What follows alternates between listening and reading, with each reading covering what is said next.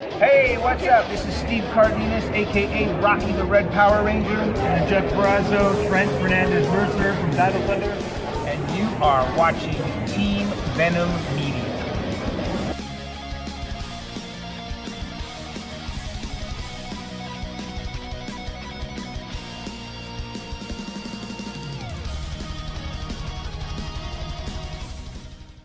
Hello, everyone, and welcome to the latest episode of Team Venom's Power Ranger podcast. I'm your host, Rory Bailey, joined by my co-host, Paul Baker, and a very, very, very special guest in Sandi Sellner, who was Alpha 5 on the show. So, Sandi, how's it going? Hi guys, going great. How are y'all? I'm great, thank you. Paul, how are you? I am doing phenomenal, even though I sound like I'm in a wind tunnel right now. Fair enough. Well, Sandi, the first thing I want to ask you about is I know that Power Rangers had quite a few different actors portray Alpha over the years, including I know Peter Marie Rickson was in the movie, I believe. What sort of span of the show did you have? I came on for seasons 2 and 3. Okay. Yeah. So were you did you start on season 2 like at the beginning with the mutiny, or did you come in at a different episode? You know, I don't remember the exact episode I came on, but was it the power transfer? I'm not sure because I came on the same episode I started was the same exact episode as Karen, Johnny, and Steve. So we all started the same day. Cool. Yeah, it was the power transfer episode. Okay. Well, 2 and 3 are regarded. Well, 1, 2, and 3 are regarded as the best of the best. What was your favorite memories on the show? Oh gosh. I think the fact that it was my very first television experience, so like everything was new and exciting because it was like scary, you know. we were all kids and we were all on this, you know, crazy show together and we were all new to the business. I don't think any of us had ever um done television before. I had come from a theater background, so like I don't know. I think it was just a special memory, like a very special time in life because we were all just young and starting our careers, and I don't know, the whole thing was pretty special. Could you maybe walk us through the process of getting into that? I don't want to say a tin can, but on TV it kind of resembles a tin can. So, what was the costuming process like for you? In all fairness, it felt relatively close to what I think a tin can might feel like. Um, the process, I had a prop master and assistant prop master, and they were with me the entire time I was on set. So, when I would get there, I would put on like a bodysuit of sorts, like long, like black leggings and a long sleeve black shirt, and then they would put like a hood, kind of a black hood over my head, or it was silver actually, a hood over my head, and then there was like the butt attachment kind of a thing that was a separate thing they had to screw together, and then the chest plate, you know, came on in half. It was in halves, everything, and then it came together and screwed together, and then the helmet was in 2 pieces also, and that had to be screwed together. So it was a process to get into and out of, for sure. It wasn't easy. Like I couldn't How do long it did by it normally take you? we had it down to a science. It didn't take a long time to do it. It was kind of like, you know, pit crew, like that you see in the like Indy 500 or whatever.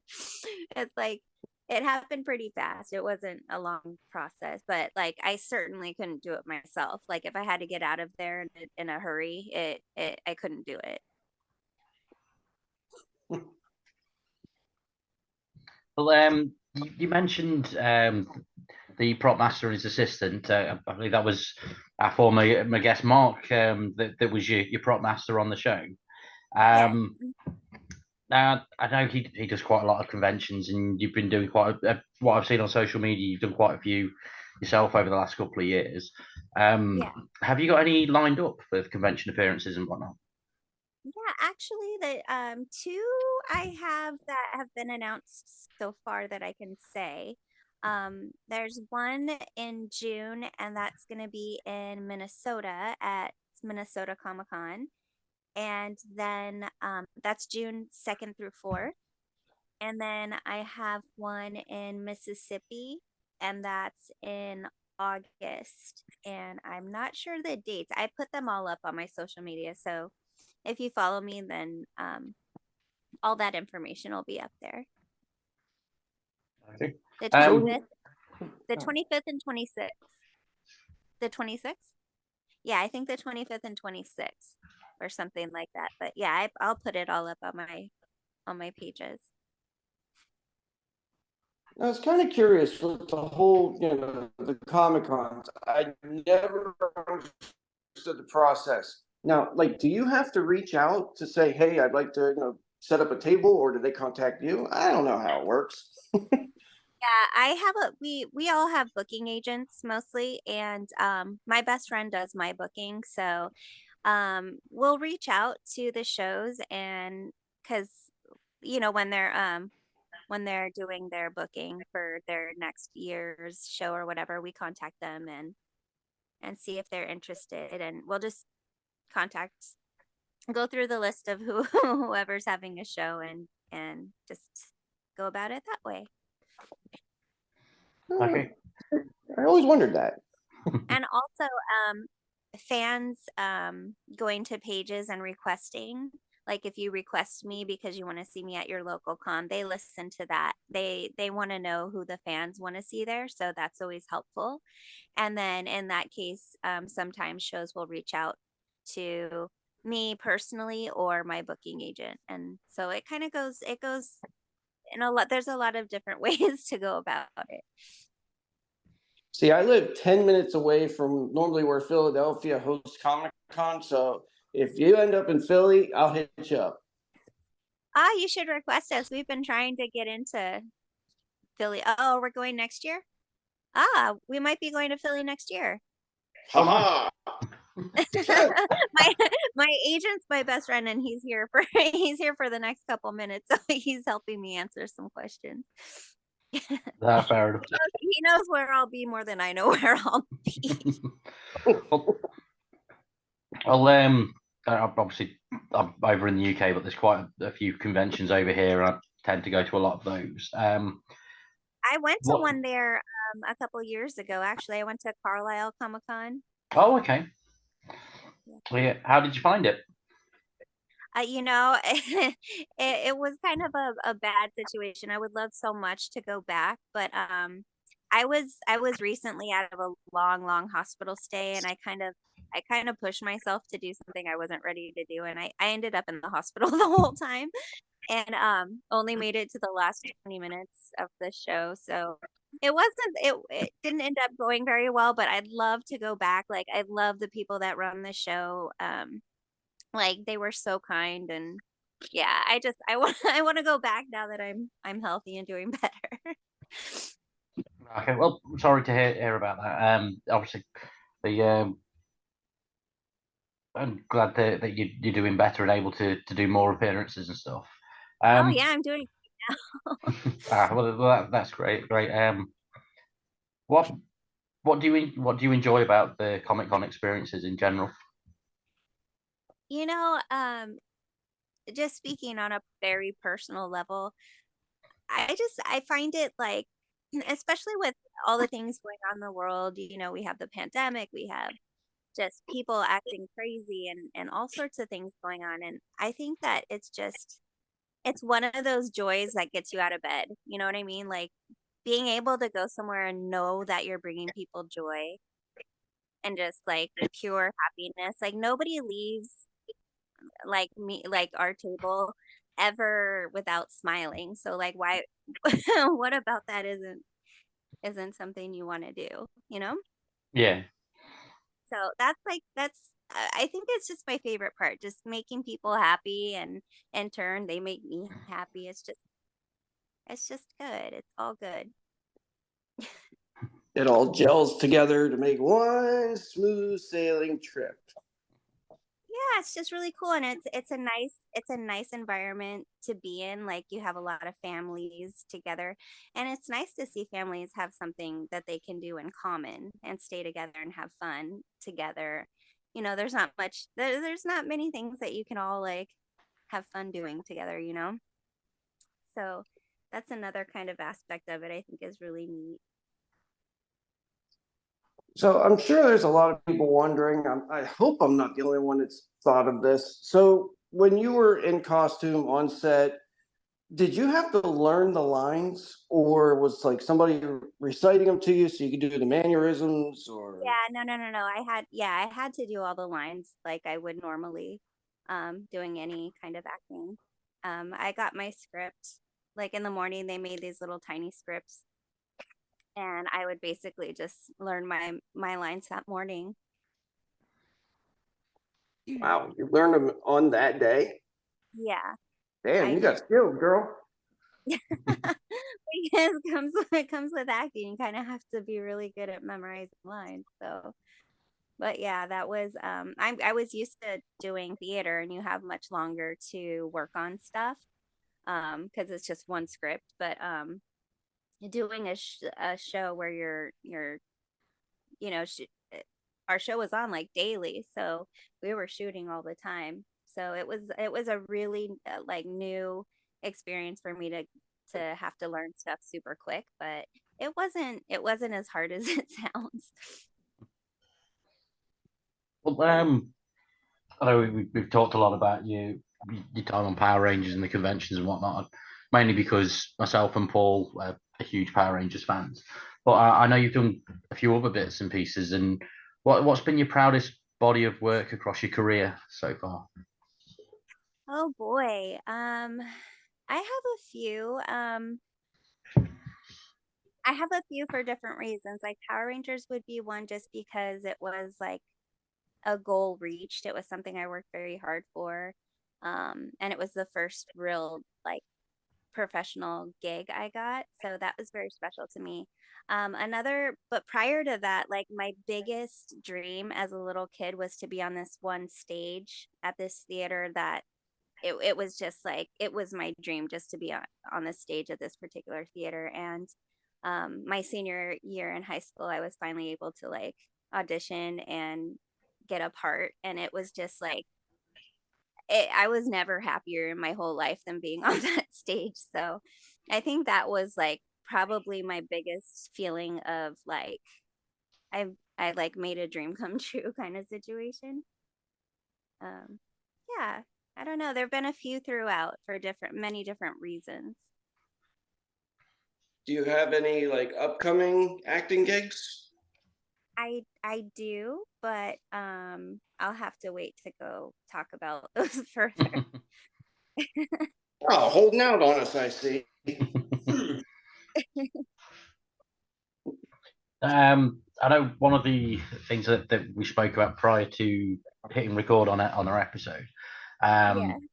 I'd asked you about the Netflix special Once and Always, the 30th anniversary of Mighty Morphin Power Rangers mini movie that they're doing.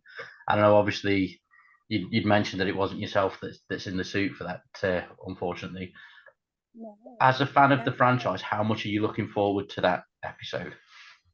I am so excited. I am so excited to see my former castmates back.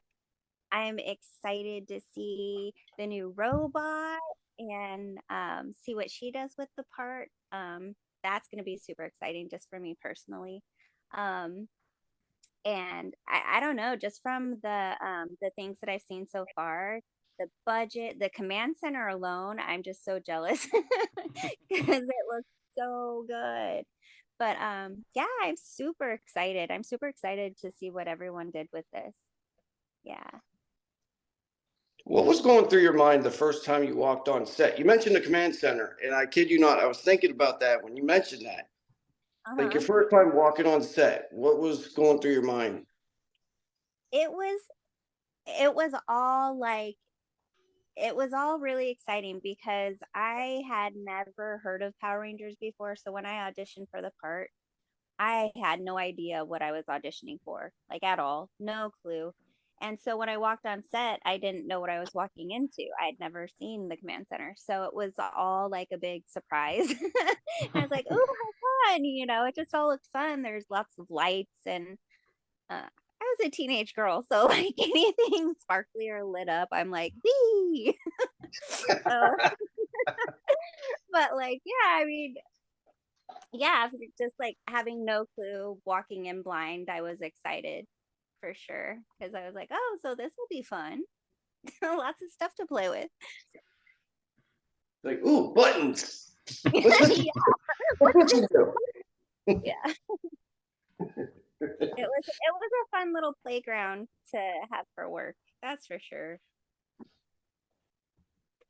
I know obviously when we were speaking earlier, prior to recording, we were talking about some of the past guests that we've had on our podcast that are all still that you keep in touch with, such as Chris Kamen Lee, Mark Richardson, David Fielding. Is there anyone else from the show that you've kept in touch with and speak to on a regular basis still? A lot of them, we end up, because we all go to all these shows and there's always a couple of us somewhere. So we end up having little mini reunions at all of these shows. So like there's so many. And I've become friends with people that were on series that came after MMPR. So it's like my family has expanded quite a bit. So yeah, like I stay in touch with some people from my cast, and I've become friends with people from other casts, and yeah, and every new show I think the Mississippi show I'm gonna meet 2 people I haven't met yet, or 3 people I haven't met yet, so that'll be fun. I just had a question and I'm having a total brain fart right now. I live in a constant state of that, so here you go. Oh man, I'll think of it after the show's over. What's that? We have that brain problem in common. Oh man, okay, I got it. Got it. See, I had to not think about it to think about it. There So you go. when it transitioned from MMPR to Zeo, and then from Zeo into Turbo, were you still in the suit, or like when did you leave Power Rangers, so to speak? I left after season 3, but I could not tell you. I wouldn't know the name of the episodes. I only remember like names of certain ones just because of weird random things. Yeah, but like I said, like I didn't know what Power Rangers was, and then when I worked on it, I was working on it, so I didn't watch it. I honestly didn't watch it myself on that show or that show at all until a few years ago. So yeah, I wouldn't know what episode I left in, but I was there for seasons 2 and 3. So yeah, that's all I can tell. Okay, well, we'll wrap this up because I know obviously we're limited on time and whatnot, and it's been absolutely awesome speaking to you. Thank you very, very much for joining us. Thank you for having me. Hey, feel free to jump on anytime. Yeah. I mean, yeah. So all of our past guests, we give an open invitation. If ever there's anything you want to promote or talk about, just feel free to let us know. But yeah, so we'll wrap this up. Thank you very much for joining us, and thank you to everyone that's listening to us on Spotify, Apple, Amazon, YouTube, and wherever else, because I think we spammed so many platforms. And yeah, this is it. So thank you all, and we'll see you next time. Thank you, guys.